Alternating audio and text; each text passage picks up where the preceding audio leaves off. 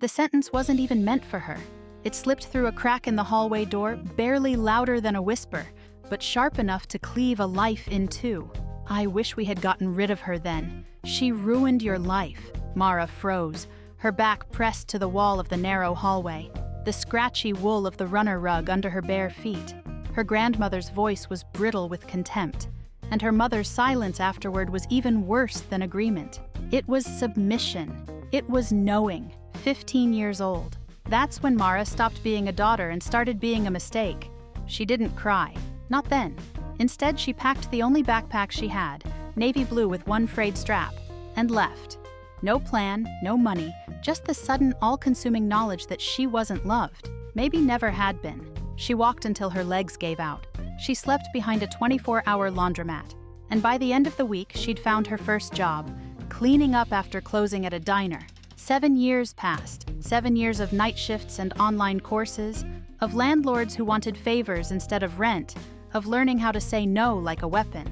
She went to school, she got a job, she built a tiny life out of grit and silence. And then, on a humid August afternoon, a knock at the door. Her mother. Not older looking, just more tired.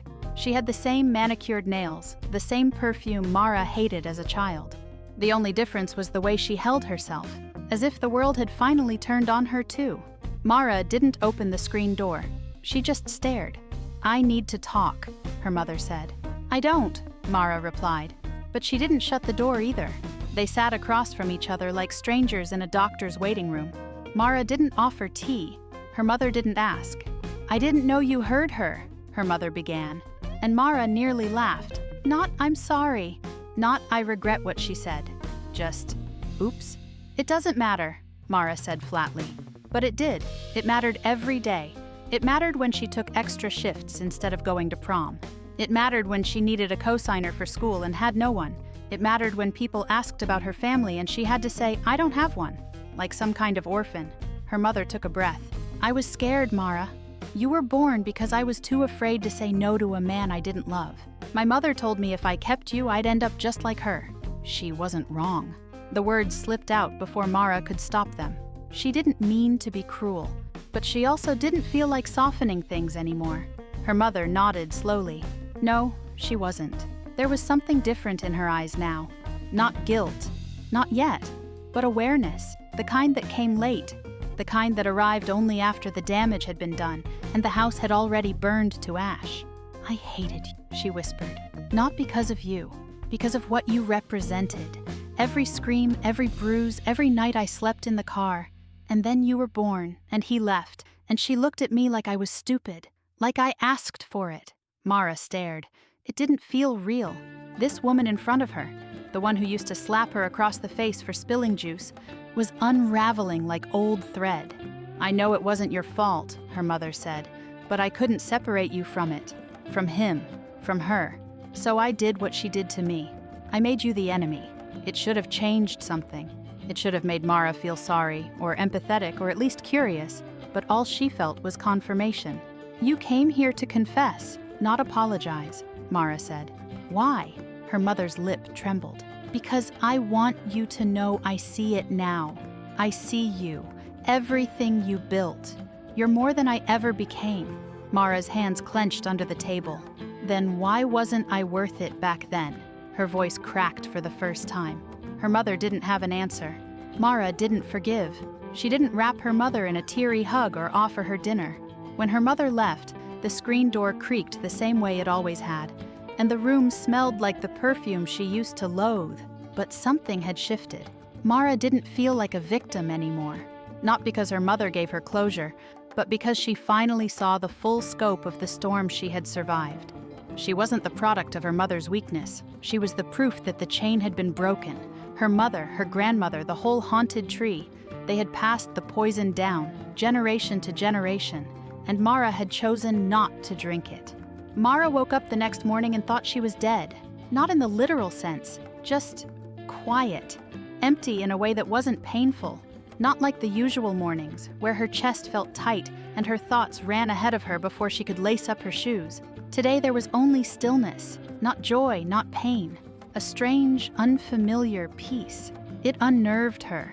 She lay in bed longer than usual, eyes fixed on the ceiling, her mind echoing with her mother's voice from the night before. "I hated you, not because of you, because of what you represented." It wasn't an excuse. It didn't wash the years away, but it felt like someone had finally looked at her wounds and said, "I see them, I see you." And that did something to her. The memories came like waves. Cold cereal eaten standing up while her mother smoked on the balcony, silent car rides where the tension pressed harder than the seatbelt, the slam of the bathroom door when she dared to cry too loud. All of it. It came with her mother's voice, now layered on top, softer but no less devastating. Mara closed her eyes. Last night, she had dreamed of a house on fire. Not a symbolic one, a real, tangible house, engulfed in angry orange flames. She stood inside it, calm, watching curtains melt and photo frames buckle. Smoke curled around her, but she didn't run. She walked, one step, then another, through the door, out into the cool air, not a single burn on her skin. She woke up before the fire department arrived. When she got up, the apartment was quiet. Sunlight filtered in through the crooked blinds. In the kitchen, her phone blinked. A single message. "Thank you for listening. I'm here if you need me." Her mother. Mara stared at it for a long time. Her thumb hovered over the delete button. But she didn't press it. She didn't reply either. She just put the phone down and made coffee. By noon, the peace began to fray. Not all at once, but in small tugs. A song on the radio, a girl laughing in the park who looked just like she did at 13. A flash of guilt for not replying to the message. A surge of shame for even considering it. Mara went to work like normal. She moved through her tasks like a machine. Competent, efficient, invisible. That had always been her way. If she worked hard enough, no one asked questions. If she smiled enough, no one saw the shadows. But that afternoon, something cracked. She was in the break room sitting across from Amira, a junior designer with 2 loud earrings and a way of laughing like she didn't care who heard her. Mara liked her, from a distance. They were sipping tea, scrolling in silence, when Amira looked up and said casually, "You okay today? You look different. Like you slept for the first time in a decade." It wasn't sarcastic. It was observant, noticed. Mara blinked. Her mouth opened before her brain could catch up. "My mother came to see me last night," she said, and the words hit the air like wet laundry. Heavy, awkward, undeniably real. Amira's eyebrows rose slightly. "Yeah? That good or bad?" "I don't know," Mara admitted. "I left home when I was 15, never went back. She never came looking either, not really. Not until last night." Amira didn't flinch. She just set her tea down and said, "Damn, what happened?" And for the first time, Mara told someone. She didn't offer the censored version, the neat little, "we were never close" story she usually gave to coworkers when they mentioned holidays or Mother's Day plans. Number this time, she told the truth.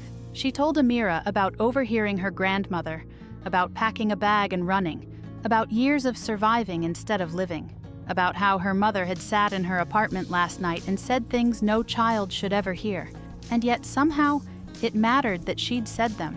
She waited for the look. Pity, horror, distance. But Amira just nodded slowly. "You know," she said. "You talk like someone who's been carrying a cinder block on her chest for a decade, and someone finally moved it a few inches." Mara stared at her. "That's what it sounds like," Amira said.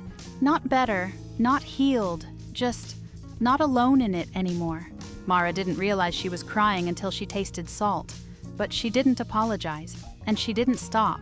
Later that evening, Mara walked home differently. Not faster, not lighter, just more present. The wind was sharp. A man across the street argued with someone on speakerphone. A dog barked from a balcony. Ordinary chaos. Life. She still didn't know what she felt. Anger, yes. Relief, maybe. Grief, most of all. But it wasn't just grief for her childhood anymore. It was grief for her mother, too. For what she had endured, for what she had become. It was a twisted kind of comfort to know that hurt people do hurt people. It didn't absolve them, but it explained the cycle. And Mara had broken it. That mattered. When she got home, the message was still there on her phone. She left it unread. But she didn't block the number. She didn't shut the door completely. Because for the first time in years, She was walking out of the fire, not unscathed, but whole. 3 days passed before Mara finally checked the message again. Not to reply, just to reread it.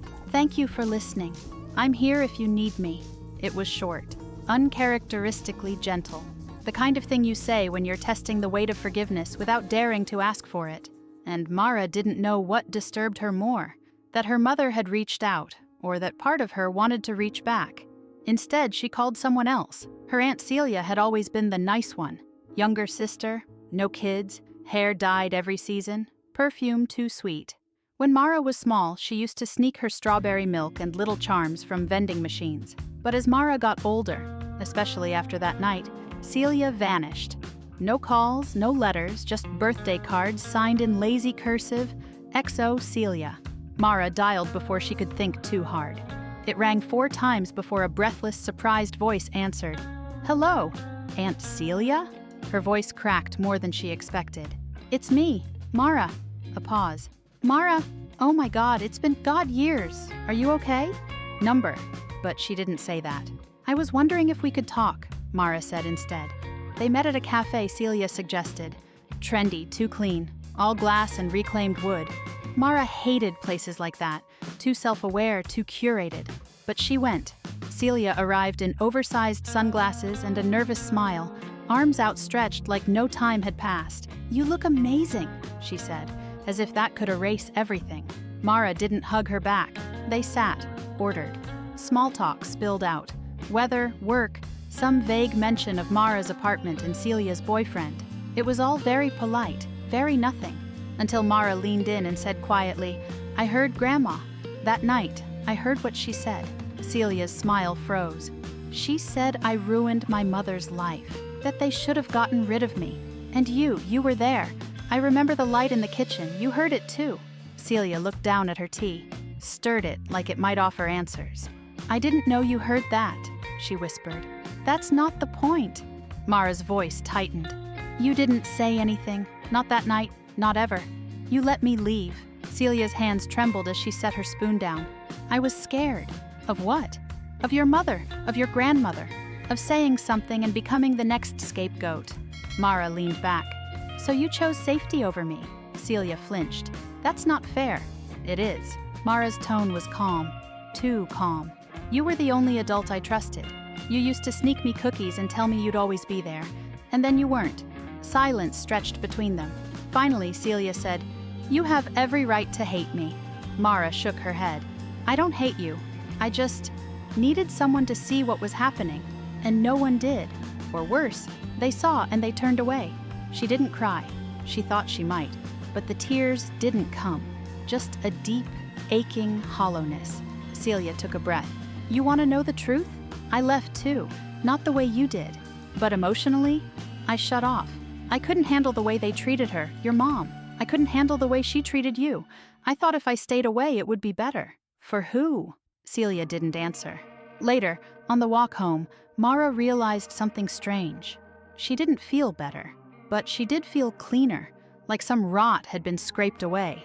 Not healed, just exposed. A wound you finally stop hiding so it can start to dry. She wasn't sure if she could forgive Celia, or her mother, or anyone. But she also wasn't sure if that was the point. Because forgiveness, she was starting to understand, wasn't the same as reconciliation. It didn't mean opening the door and welcoming people back in. Sometimes it just meant letting go of the hold they had on your throat. That night, Mara sat at her kitchen table with a blank sheet of paper. She wasn't ready to call her mother, but she was ready to write. She wrote, "You said you hated me because of what I represented. But what I represented was survival. I see that now. You weren't strong enough to break the chain. That doesn't make you evil. It makes you broken. But I am not you. I walked through the fire, and I came out alive." She folded it but didn't send it. She placed it in her drawer, next to her passport, her degree, her copy of the lease, all the proof that she was no longer who they thought she'd become. She was more. Mara didn't realize she had been living in survival mode until she stopped. It wasn't a dramatic moment. No thunder, no tears. Just a Tuesday morning, sunlight on her floorboards, and a deep, steady breath that didn't catch halfway through. Her body didn't clench with invisible panic. Her heart didn't race without warning. She stood at her window and felt here, present. And in that stillness came something else. Choice. She couldn't change the past, couldn't unhear her grandmother's words, undo her mother's absence, unfeel the cold nights of her adolescence. But for the first time, she understood that she could shape the future. Not just with degrees or rent payments, but with people, with connection, with the way she let herself exist in the world. So Mara began to rethink everything. Her friendships, her patterns, the way she sometimes pulled back when someone got too close, or how she used sarcasm to deflect compliments, or how love always felt like something she had to earn, not something she simply deserved. She started small. She said no when she meant no. Not with apologies or disclaimers, just no. She told a coworker she didn't want to go out after work, not because she was busy, but because she was tired. She unfollowed people online who made her feel lesser. She deleted a number she hadn't called in years, but always stared at when she was lonely. She began rebuilding herself like a house she actually wanted to live in. The hardest part was the boundaries. Not because she didn't believe in them, but because part of her, the old wounded part, still longed for approval. Still thought maybe, if she was kind enough or patient enough, they'd finally love her the way she needed. But she couldn't bleed herself out hoping someone else would call it water. So, when her mother messaged again, thinking of you, would love to meet sometime, Mara didn't ignore it, but she didn't say yes either. Instead, she replied with something simple, but profound. I appreciate that. I'm not ready, but I'll let you know when I am. And then she put her phone down. No spiral, no second guessing, just peace. That was her power now. What surprised her most in those weeks was who she started to let in. There was someone she had once admired from afar, a professor from her university days. Professor Ung, reserved, brilliant, impossible to impress. Mara had once thought the woman was terrifying, but now she saw something else. Steadiness, integrity. On impulse, Mara sent an email. Just a note thanking her for what she'd taught, how her course had helped Mara find her voice. She didn't expect a reply, but one came the next day. I remember you. Fierce mind, quiet fire. I'm glad to hear from you. If you ever want to talk, I'm here. And Mara did. They met for coffee one afternoon, and something in Mara cracked open. Not like it used to. Not a breakdown, not a spiral. Just truth. She told Professor Ung about her family, her escape, the burning house in her dream. And instead of pity, Mara saw understanding. You don't owe anyone forgiveness, the professor said gently. But you do owe yourself freedom, and those are not always the same thing. Mara nodded, and for once she believed it. As autumn deepened, Mara found herself smiling more. Not performatively, not because someone expected it, just because the leaves were beautiful, or her tea was strong, or she'd made it through a hard day without disassociating. She still had work to do. There were days she woke up with heaviness in her chest, dreams she didn't want, flashbacks she couldn't explain. Healing wasn't linear. She knew that now, but she also knew she was not broken. She was becoming, and she was doing it on her own terms. One evening as she journaled, a habit she'd rekindled since her talk with Professor Ung, Mara wrote, "My past doesn't define me. My mother's voice doesn't live in my head anymore. I am not someone's mistake. I am not someone's shame. I am a woman who survived, and now I am learning how to live." She paused, pen hovering, then added, "I may not reconcile with them, maybe never, but I can forgive myself for staying too long, for hoping too hard, for not leaving sooner. I am free, and freedom is enough." Later that week, she joined a small local writing group. Just 6 people, nothing fancy. But for the first time, she read one of her pieces aloud, a story about a girl who walked out of a burning house, untouched, and built a garden where it used to stand. When she finished, the group was quiet. Then came applause, genuine, software, not performative. And Mara smiled, because this was her beginning. Not perfect, not easy, but finally hers.